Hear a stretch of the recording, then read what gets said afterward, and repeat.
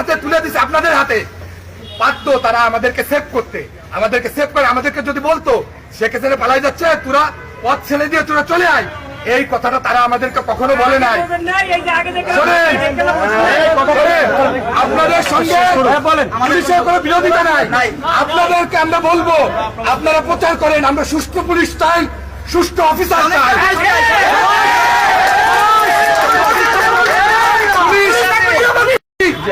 IG তো পারত, তার ছেলে মেয়েদেরকে আমাদেরকে সংরক্ষণ করতে পারতো না? অবশ্যই।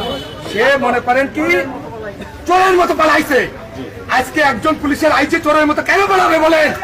সে ঘুষখোর, সে সরকারের চাকর। কিন্তু আপনাদের কাছে আমাদের একটা দাবি, আপনারা জনসাধারণ একটা জিনিস তুলে ধরেন, পুলিশকে আমরা নিরাপত্তা চাই। পুলিশ কোনো স্বরাষ্ট্রমন্ত্রী থাকবে না, পুলিশ থাকবে না, পুলিশ